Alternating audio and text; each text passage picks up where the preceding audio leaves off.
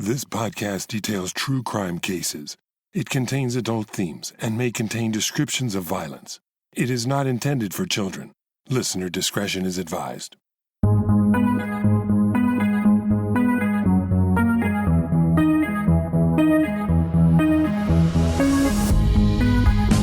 Thank you for joining me for today's episode of Once Upon a Crime.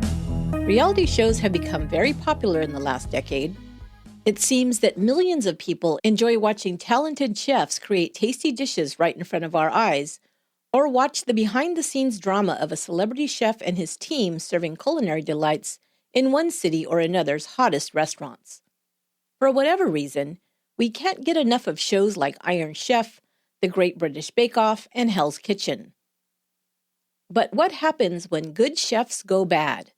In this series, Chopped, I'll answer that question as I bring you cases of some talented and successful restaurateurs who turned away from the stove and toward a life of crime. In this first episode, I'll tell you about a successful restaurant owner with a beautiful wife who was respected in his community. But the Viens home would hold many dark secrets: drug dealing, alcohol abuse, and domestic violence.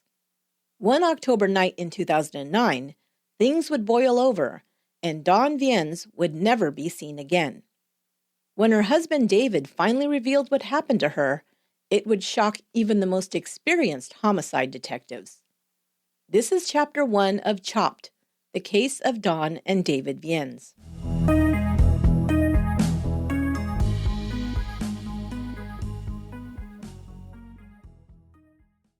David and Dawn Viens had been married for almost a dozen years when they moved to Lomita in Southern California in 2008 and opened a restaurant they would call Time Contemporary Cafe. Lomita was a small suburb located in Los Angeles County, almost 30 miles south of LA and just northwest of Long Beach. Their new restaurant was located on Narbonne Avenue, adjacent to other small businesses that served the community of 20,000, including a salon, a dentist office, and an auto repair shop. The small cafe advertised itself as a local bistro that used fresh, locally sourced ingredients for its eclectic menu of burgers, sandwiches, salads, pastas, and even tacos. The couple worked side by side to open the restaurant, with Dawn serving as overall manager and hostess, and David as the chef, spending long hours in the kitchen with a small crew. The cafe employed just 2 servers to wait on tables. Still, it was doing well, and before long, the cafe was getting good reviews and business was brisk, with most diners raving about David's dishes. Everyone loved Dawn, who was outgoing, energetic, and always cheerful as she greeted their customers. David Viens, originally from Vermont, was 10 years Dawn's senior. When they met in the early 1990s, David was going through a divorce. He was a cook, and Dawn a server at the restaurant where they met. Dawn began dating the divorced dad of 3, and they married in 1997. The couple moved around, working at various restaurants before landing in Anna Maria Island, Florida, where they opened a restaurant together, the Beach City Market and Grill. It became a family affair when they made Dawn's brother David Pepin the restaurant's manager. Later, when the couple landed in California, they fit right into their new Southern California home. Dawn Viens, with her sun-kissed skin, auburn hair, and trim figure, at 39 years old, looked years younger, and you would be forgiven if you pegged her as a typical California surfer girl. She had a perpetual smile on her face and was a natural beauty. Her husband David, at age 48, still had a boyishly handsome face and looked younger than his age as well, as he often covered his thinning hair with a baseball cap. He worked long hours at the restaurant, as did Dawn, to make their business a success. By most people's assessment, Dawn and David were a happy, successful couple living a great life in Southern California. But all was not as it appeared. There were cracks in the marriage that grew wider due to drug and alcohol consumption and financial issues. There may have also been domestic violence. According to Dawn's friend Karen Patterson, Dawn had appeared more than once with suspicious bruises. In August of 2009, Karen saw marks on Dawn's neck and asked her what had happened. Dawn confided in her friend that her husband had grabbed her by the neck and choked her. Karen was concerned about her friend, but Dawn dismissed it as an argument that went too far. But a month later, Karen says, Dawn called her to report another big fight with David. This time, Dawn told her that David had been so angry she'd been scared enough to lock herself in the bathroom. Karen told her friend that she was calling the police and sending them over. But Dawn begged her not to report the incident. Reluctantly, Karen agreed to her friend's request. She would later come to regret this deeply. Another person was also hearing that not all was well between the couple. Joe Kakachi, who owned a motorcycle repair shop across from the Time Cafe, had become friendly with the Viens. Over time, each one began to confide their troubles to him. David told him that Dawn had a drinking problem. Dawn told Joe that David was too controlling. Then in the fall of 2009, Dawn asked Joe to do her a favor. She said she'd been socking away some cash and wanted to stash it in his office.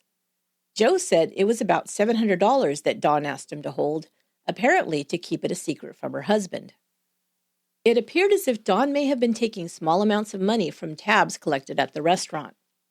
Was this in an attempt to squirrel enough away to leave her husband, or for some other reason? This is unknown, but it is known that David found out about it on October 18th. According to Todd Stagnito, who was installing some equipment in the kitchen after the restaurant closed that evening, David Viens took a look at the day's receipts. As he flipped through them, he became angry. "That bitch is stealing from me. Nobody steals from me. I'll kill that bitch," Viens reportedly said to Stagnito, referring to his wife. Also, that same day, Dawn called Joe Kakachi and asked if she could have him hold some more money for her. He told her it was no problem. Dawn said she would drop off the money to Joe's shop on the following day, Monday, October 19th. She never arrived, and Joe, nor anyone else, ever saw Dawn Viens again.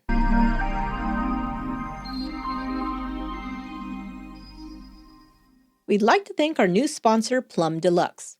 Plum Deluxe is a family-owned premium tea company that makes their teas in-house with their own recipes and using the highest quality ingredients. Their selections of teas are amazing, with delicious flavorful herb teas as well as bold black tea flavors. Guys, I'm obsessed with Plum Deluxe teas. I'm partial to black teas, but I've found some new favorite herbals as well. My very, very favorite flavor right now is their banana bread herbal dessert tea, a chocolate chestnut blend with a hint of banana. So delicious. I'm also enjoying Plum Deluxe's Reading Nook tea blend, a blend of black tea, lavender, rose, and chamomile, and they have a decaf version as well. It's the best thing to sip while I'm cozied up in a blanket reading a murder mystery. My favorite kind of me time.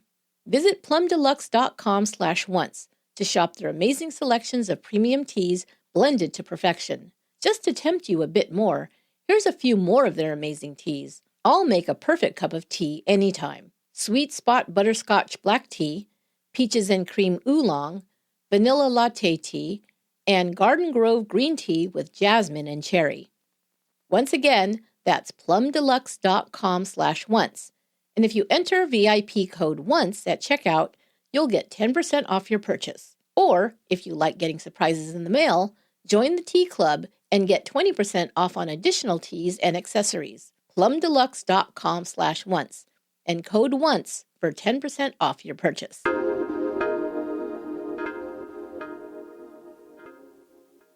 Ana Luisa creates sustainably crafted beautiful jewelry starting at $39 with no luxury markup. Ana Luisa offsets 100% of their carbon emissions while creating their jewelry, starting with recycled materials whenever possible and small batch designs that are kind to the earth, and that's something I can really get behind. And Ana Luisa jewelry is so gorgeous and makes a great gift, even if you're just treating yourself. I gifted myself some Ana Luisa adjustable rings. I have a hard time buying rings because I'm between ring sizes. I either have to look for half sizes, which is hard to find, or get my ring sized. Extra time and money. So I was excited to discover Ana Luisa's line of adjustable rings that are so fun, high quality, and complementary to any outfit. They're super fun to wear or to stack together to create your own unique look. But Ana Luisa also has a great selection of earrings, pendants, and more. You gotta check out Ana Luisa jewelry. Go to analuisa.com/once to treat yourself or someone else to a unique gift of jewelry. Use my code ONCE to get 10% off. Ana Luisa is a great brand making beautiful, sustainable jewelry. That's Ana Luisa, ANALUISA.com/once. And make sure to use code ONCE to get 10% off your entire purchase.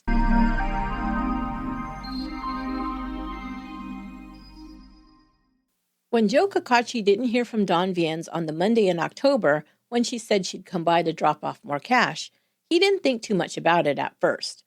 When a few days passed and he still hadn't heard anything, he walked over to the restaurant to check on her. She wasn't there, and another employee was working the hostess stand. Jo went to David Viens to inquire about Dawn. Viens told him that his wife had left him.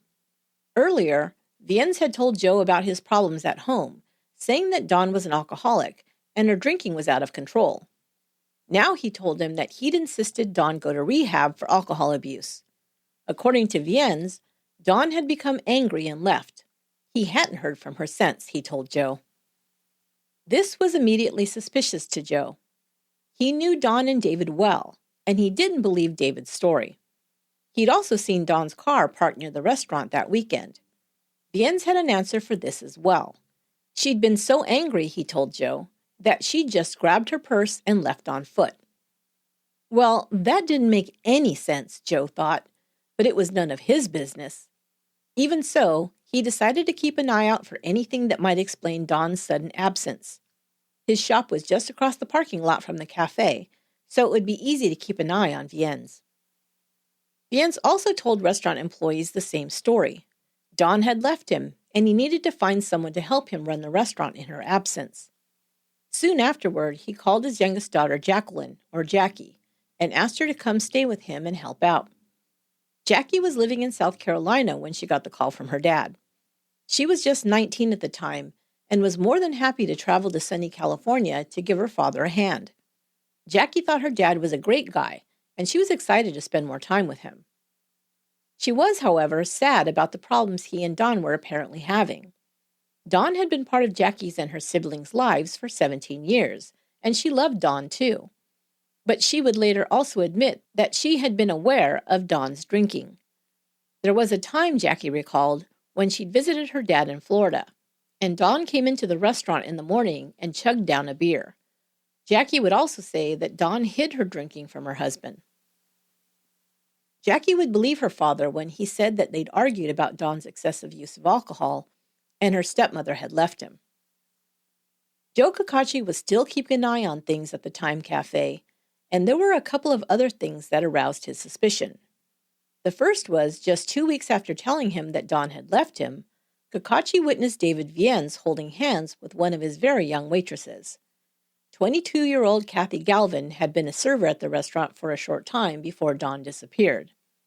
After she began dating David Viens, he promoted her to hostess, Dawn's former position. Then Cacace witnessed something else that made his hair stand on end. One morning before the cafe opened, he saw David Viens' truck drive into the empty parking lot and back up to the dumpsters. Jackie Viens and Kathy Galvin got out of the truck and, opening some boxes in the back, began dumping clothing into the bins. Jo recognized the clothes as belonging to Dawn Viens.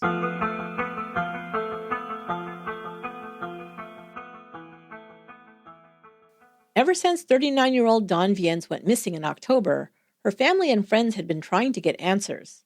No one had heard from her, and they weren't buying the story her husband David told about her leaving on foot one night after an argument.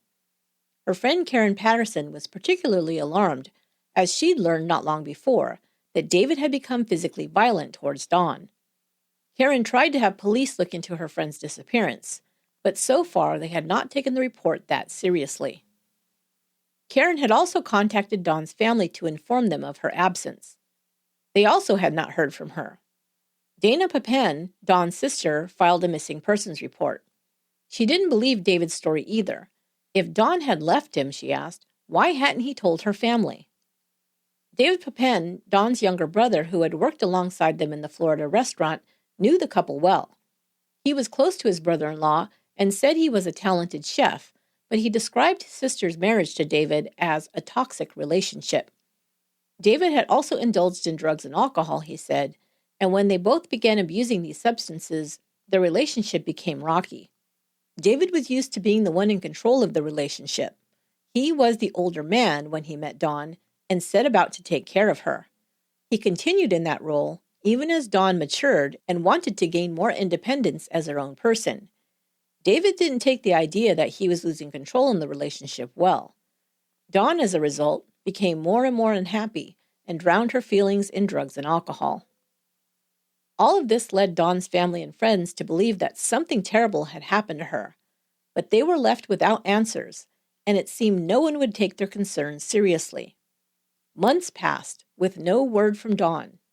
Meanwhile, David continued to run the restaurant and had already moved on to a new girlfriend.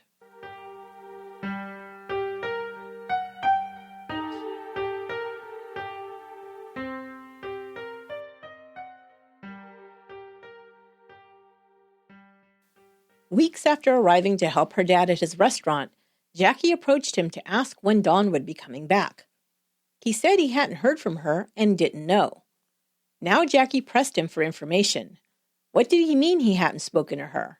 Where was she? What was going on? Jackie said her questions bothered her father a lot. He'd been drinking and became quite drunk as she continued to question him. He then began to cry and said he was, quote, so sorry, but it was an accident, end quote. Dawn was dead, he told his daughter. According to his account, Dawn had come home one evening drunk and high on cocaine. He had just worked 90 hours that week in the restaurant and was exhausted. She started yelling at him, Viens said, and, quote, became out of control. She wanted to do more cocaine, and to try and stop her and in order to get some sleep, he taped her hands and legs together and also placed tape over her mouth. He'd fallen asleep and the next morning had found her dead. Jackie was horrified and at first couldn't believe what she was hearing. If this was true, she asked, where was Dawn's body? Her father would only say that her body, quote, would never be found.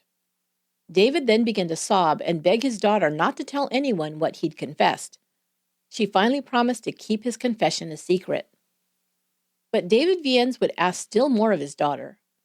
He had Dawn's cell phone and asked her to help him send text messages from it to Dawn's friends and family, so they'd believe she was still alive. Jackie did not want to help her father cover up her stepmother's death, but she also didn't want to be the cause of her father going to prison. Her father told her he'd loved Dawn, and she knew this to be true. He told Jackie he would have never hurt her intentionally, and if she didn't help him, his life would be over too. Jackie reluctantly agreed to his request, sending 2 messages to Dawn's friends. One saying she was okay and was back in Florida, quote, starting her life over. She signed it with her nickname, Pixie. But Dawn's friends immediately knew the message had not been written by her. Pixie had been misspelled. Instead of reading Pixie, it read Pixy. They shared this information with the Los Angeles County Sheriff's Department.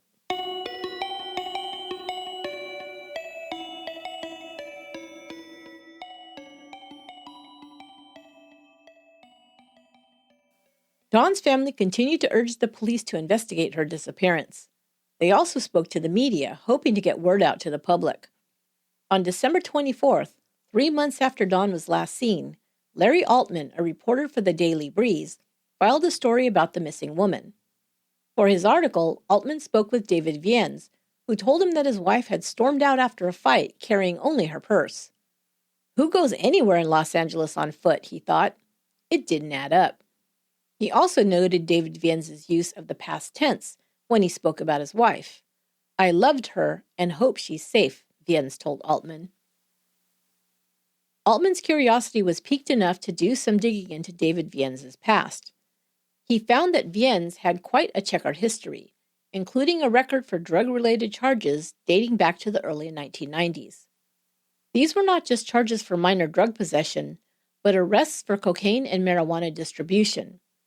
In 1993, Viens was convicted in the state of Vermont for distribution of cocaine. He was looking at several years in prison, but was given a deal to turn informant for federal agents who were seeking to break up a larger drug operation. He cooperated and was sentenced to just 1 year in prison. But it appeared as if Viens was not scared straight by his former conviction, because a decade later he was once again convicted on federal drug-related charges.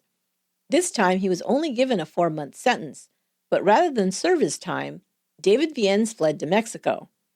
This may have been around the same time he promoted Don's brother to manage his Florida restaurant.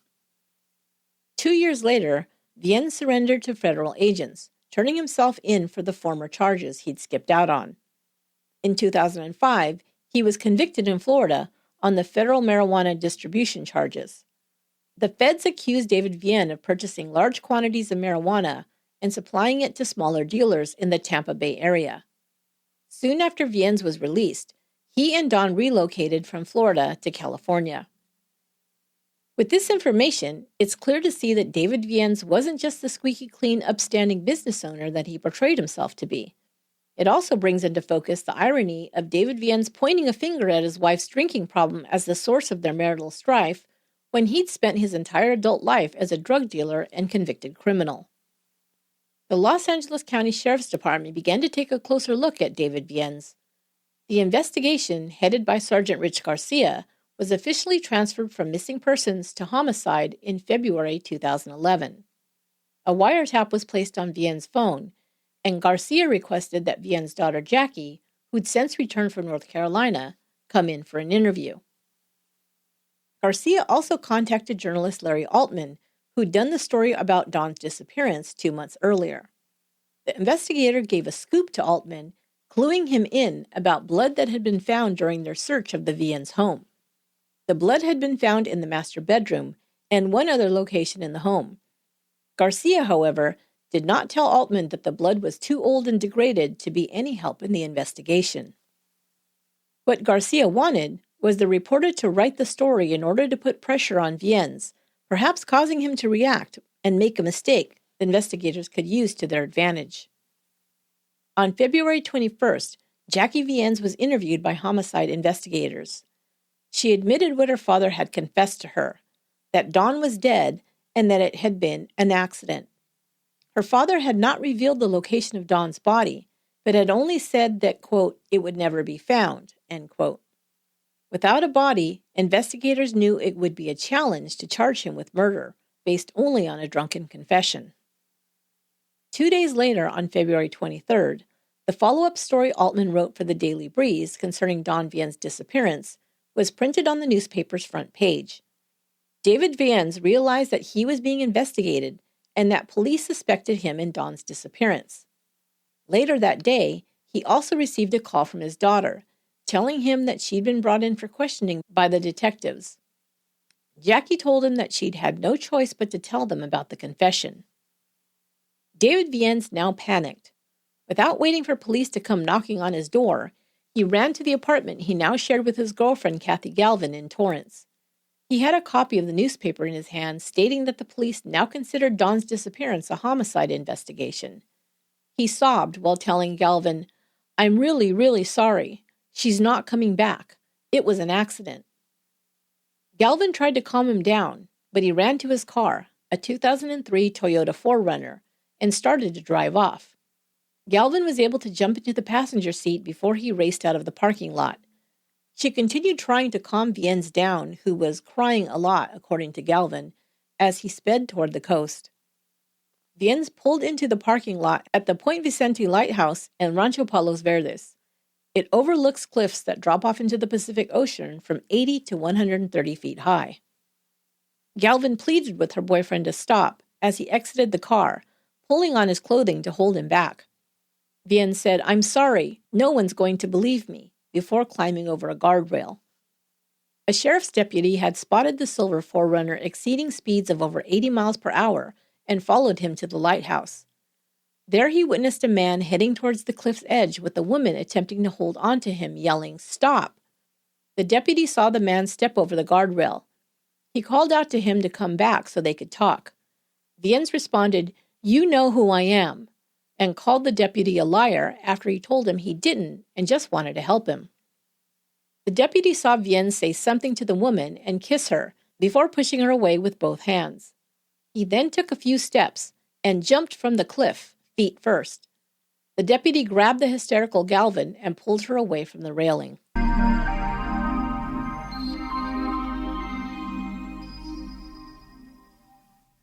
You guys know how much I love my dogs. Pets are part of the family, and if you're like me, you want to make sure they're happy and healthy. So if you've noticed your pet is itchy or smells less than pleasant from time to time, you need to check out Scout's Honor. Scout's Honor provides probiotic grooming products that are scientifically proven natural solutions for your pet's skin problems. They not only provide itch relief and odor control, but also overall healthier skin and coats for your pets. Choose from their amazing fragrances. You also know I'm all about the good-smelling stuff. Honeysuckle, dog of the woods, or lavender. Do you know they even have a skunk odor eliminator? Something every pet parent should have on hand, don't you think? Check out their pet shampoos, conditioners, itch relief products, and I can't live without their pet stain and odor removers.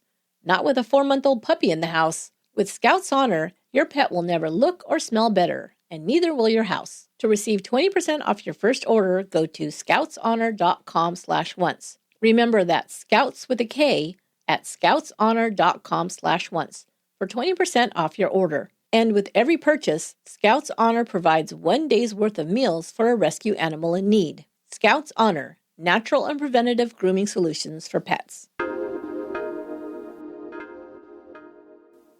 This episode is also sponsored by Apostrophe, a prescription skincare company for people that are ready to take their acne seriously. Prescription acne treatment really works, but it can be hard to get. You have to make a doctor's appointment, take time away from your schedule to visit a doctor's office, wait in line for a prescription. It's a hassle. Until Apostrophe.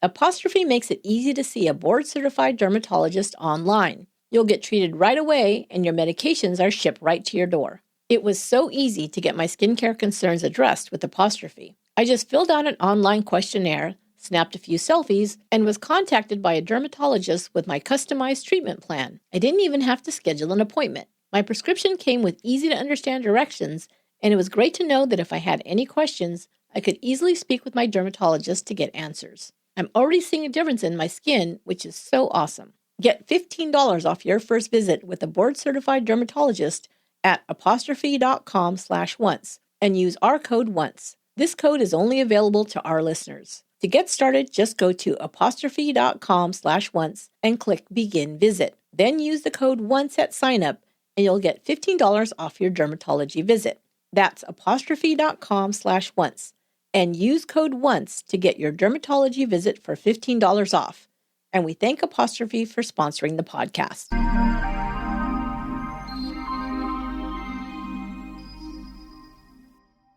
After David Viens realized that police were closing in on him for the murder of his wife Dawn, he decided to end his life before he could be charged with homicide, throwing himself off an 80-foot cliff in front of his 22-year-old girlfriend, Kathy Galvin, and an LA County Sheriff's deputy. Miraculously, David Viens survived the fall. He had jumped feet first, ending up with catastrophic injuries, shattering his ankles, legs, and breaking his hip, but was alive. Had he jumped off head first, doctors said, he would have surely perished.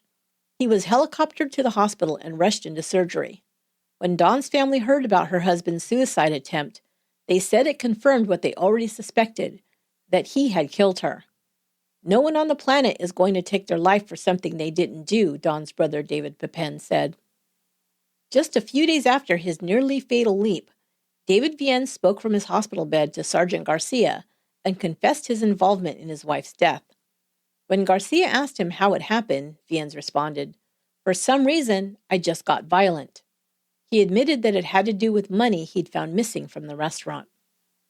He said Dawn had come home very late that night after partying. She wanted to do more drugs and started screaming at him.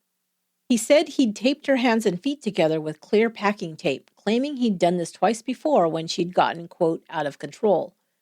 This time, however, he also placed a piece of tape over her mouth. Viens claimed that he had then gone to sleep. When he woke in the morning, he found his wife dead. He panicked because he thought no one would believe him when he said it was an accident. When the homicide investigator asked him where Dawn's body was, Viens led him to believe it could be found on the restaurant's property. In the months since Dawn was last seen, Viens had begun to remodel the restaurant, including pouring new concrete for an outdoor patio. Investigators had the property thoroughly searched, tearing up floors and breaking up concrete to dig for a body. Nothing was found. On March 1st, 2011, David Viens was charged with Dawn's murder, even though her body had still not been recovered. Then, 3 weeks after his first confession, Viens sent word to investigators that he wanted to talk with them again, and this time he was prepared to tell them how he had disposed of the body.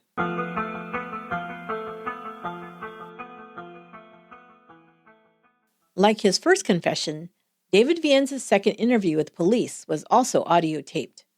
He was still in the hospital recovering from his injuries, and his speech appears to be somewhat slowed, perhaps as a result of the pain medication he was on. But Sergeant Garcia would describe Viens as completely lucid during the interview. The story Viens told Sergeant Garcia was like none he'd ever heard before and horrifying in its details.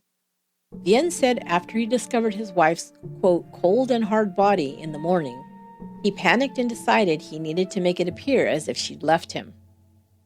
In order to remove any trace of her, Viens said he transported her body to the restaurant, where he'd placed the body of his 105-pound wife in a 55-gallon pot. He said he'd positioned her face down because, quote, he did not want to see her face. He filled the large pot with water, making sure the body stayed submerged by placing weights on top of it. He then told Garcia he cooked her body for 4 days. At the end of each day, he let the remains cool and then strained what he could out of the pot to dispose of. The smaller portions of what was left, Viens said, he'd hidden in the kitchen's grease pit. Larger portions were double-bagged and put in the cafe's dumpster. He claimed the skull was stashed in his mother's attic in Torrance.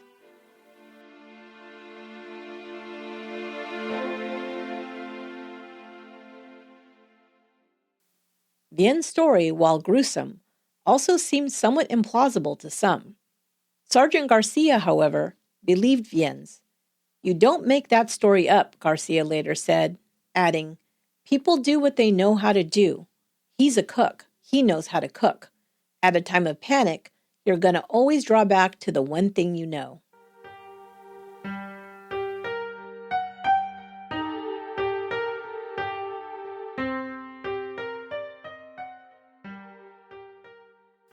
By the time David Viens' trial began in September of 2012, he'd recanted his confession, saying it was ludicrous to believe he'd cooked his wife to get rid of her body. Asked to explain the details he'd provided to investigators, he said he'd been hallucinating due to the potent painkillers he'd been on while in the hospital. "I was confused," Viens said, "because of these dreams and stuff I've had." Viens entered the court each day in a wheelchair, still unable to walk on his own. Viens' defense would point to the fact that he had also confessed to hiding her skull at his mother's house, but the house had been searched and it was not found.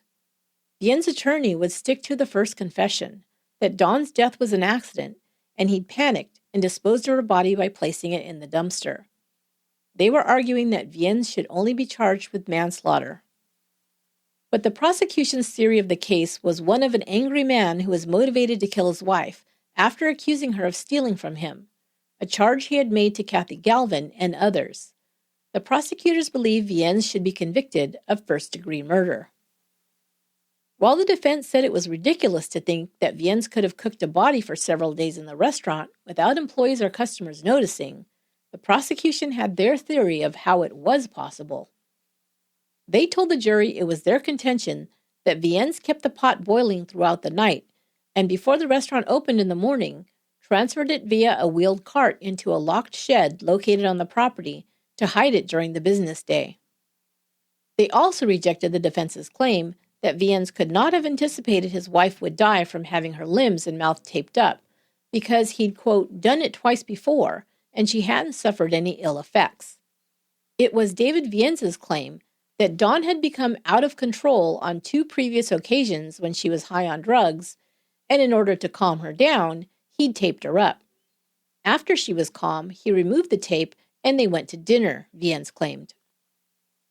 Both Viens' daughter Jackie and Kathy Galvin, who was no longer in a relationship with the defendant, testified in the murder trial. Jackie recounted how she'd helped her father fake text messages from Dawn's phone after he confessed that he'd accidentally killed her. She told the jury she'd given in to his pleas for help because she, quote, didn't want to see my dad in prison for the rest of his life, end quote. She felt obligated to help him, she told the court. Kathy Galvin said that until the day her boyfriend had confessed his involvement and leaped from the cliff, she'd believed what he'd told her, that his wife had left him. Asked in court why she had removed Don's missing posters from the restaurant, she said it was because she believed Don was not actually missing, but had left her marriage voluntarily. As to why she had helped dispose of Don's clothes in the dumpster, Galvin responded that she was jealous and said, quote, I thought he was going to take his wife back, so I threw out her stuff, end quote. She told jurors that she had been with Viens every day working in the restaurant and then in a relationship with him, and he could not have cooked his wife. Although she had insisted that she had not begun dating Viens until after his wife went missing. If he disposed of the body immediately after the murder, then she would not have been around to know whether he had cooked it or not. Or did she just give herself away and admit that they had been romantically involved at the time Don was killed? After an 8-day trial, jurors deliberated for just 5.5 hours before finding David Viens guilty, but decided to convict on second-degree murder. Speaking to reporters afterward, several jurors said they were convinced of Viens' guilt after learning of his suicide attempt. 6 months later, at his sentencing hearing, David Viens represented himself. He went on a 40-minute rant, insisting that he never meant to hurt his wife, and it was crazy to think that he had cooked her body. I loved my wife, Viens told the judge. I did not cook my wife. He said that the state's theory that he had killed his wife of 17 years for $200 or $300 missing dollars was ridiculous. He said he would never harm his wife, let alone for such a petty reason. He apologized to Don's siblings, saying they were like little brothers and sisters to him, but maintained that he had not meant to kill Don. Viens' statement was in large part an attempt to persuade the judge to grant him a new trial, one in which he would testify, as he had not spoken up in his own defense in his first trial. The judge denied the motion for a new trial and sentenced Viens to 15 years in prison. At the conclusion of the trial, Dana Papin, Don's sister, said, "There's no happy ending. 2 families have suffered tremendously. This is a man I've known for 20 years, who was like a father to me." According to Don's friend Karen Patterson, a week before her friend's disappearance, Don had told her that David loved her so much and she knew he would never hurt her. On the stand, Karen apologized for not calling 911 when Don told her that David had abused her. "Maybe you go beyond your friend's trust and try to save lives," Karen said tearfully. She was also considering visiting David in prison, saying, "He is still my friend," and "I struggle with the lovely person who killed another lovely person. I would remind him of how much Don loved him."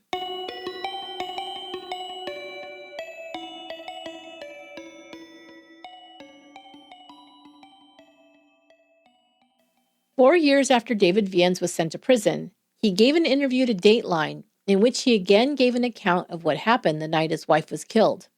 And again, he placed the blame for his actions on Dawn herself. Viens started his account by saying he'd returned home after midnight and was exhausted after working 90 hours that week.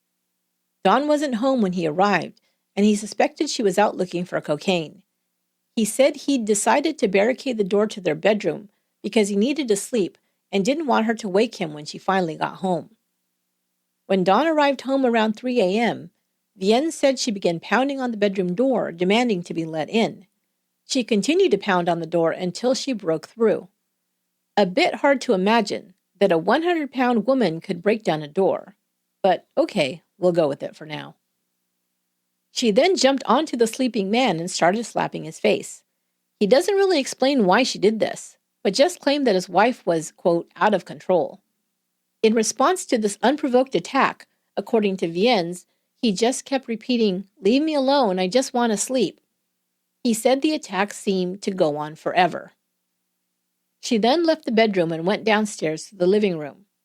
Viens said he followed her there. Why? If he just wanted to be left alone to sleep. Curious. When he arrived in the living room, he saw a package of cocaine on the table, Viens said. Upset that she had brought the drugs home, I guess, He grabbed it and ran to the kitchen, where he said he poured the cocaine down the sink. Dawn then became enraged and began screaming about how he'd wasted her drugs. She came at him, and to stop her attack, he pinned her to the ground. He saw a roll of packing tape on the kitchen table and grabbed it, wrapping the tape around her arms and legs so she couldn't hit him. Because she kept screaming, he taped her mouth closed with the tape as well, Viens said. He left Dawn taped up in the living room and went to bed. He said in the morning when he woke up, he rolled over and found Dawn absent. Well, naturally, if he left her downstairs. He then remembered what had transpired the night before and ran to the living room to check on her. That's when he found her cold, stiff body, Viens said. She had vomited and suffocated because the tape was over her mouth. He said he never meant to kill his wife and, quote, just wanted to sleep to calm down the situation so I could deal with it in the morning, end quote. Now he panicked that no one would believe it was an accident and he'd be accused of murdering Dawn. He decided to make it look like she'd run off and left him.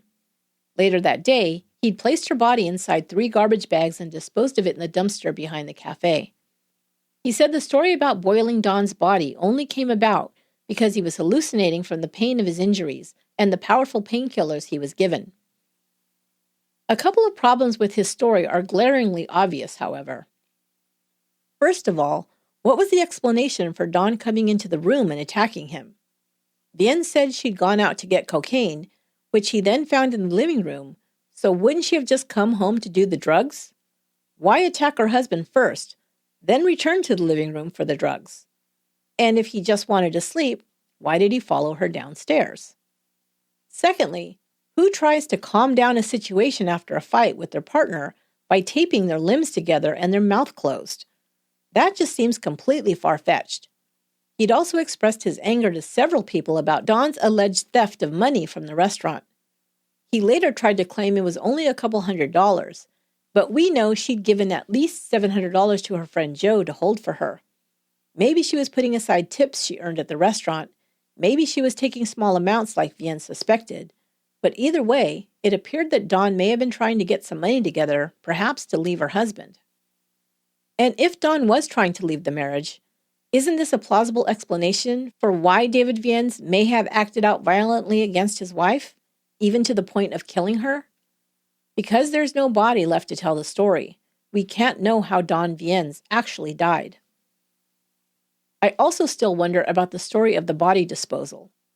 While boiling someone to get rid of the evidence of a murder seems completely out of the realm of possibility, what Sergeant Garcia said has stayed with me. That people default to that which they are most familiar at times of great stress. David Viens had been a cook for decades, which is why this may have been his first idea for a solution of how to get out of the mess he'd created. There's also the fact that his daughter Jackie testified at the trial that in the past, she'd heard her father joking about getting rid of a body in just this manner. What also struck me about his second confession were all the details David Viens included. If he had been out of his mind on painkillers, I think his thoughts and words would have been more untethered to reality. Much like when we try to describe a dream we've had, like, well, there was this dream that I had that you were in, except it wasn't you, but like it was you. No, his account of what he did was too specific for me to believe it was a hallucination. Here's a quote from that confession. Quote, I grab her right by the hands, both hands, and I bring her out to the living room. I forced her onto the floor, and I wrap her hands up real quick, end quote. Although this is a bit graphic, it will help to illustrate how specifically he recalled and described disposing of the body. Viens detailed how he allowed the remains to cool off after boiling them down each night, how it took 4 days to completely boil down the remains, and how he had double-bagged what was left, putting no more than 8 to 10 pounds into one bag so it wouldn't look too suspicious once placed in the dumpster. Finally, it was Viens who asked to speak to the investigator, summoning him to his hospital room to audiotape his confession. It wasn't the other way around, with investigators applying pressure on Viens to tell them where Dawn's body was. Just like his confession to his daughter and his suicide attempt, I believe this indicates a guilty conscience and the need to unburden himself by admitting to the horrible things he did. The Time Cafe closed after David Viens was charged with murder. its Yelp page is still active online. You can see pictures and read reviews by diners. Some of the reviews were written when Dawn was still missing, and before anyone knew that the friendly chef who made their pasta primavera would be charged with her murder. The cafe has since been purchased by new owners and turned into a pizzeria. David Viens will be eligible for parole in 2023. Dawn Viens' body has never been found.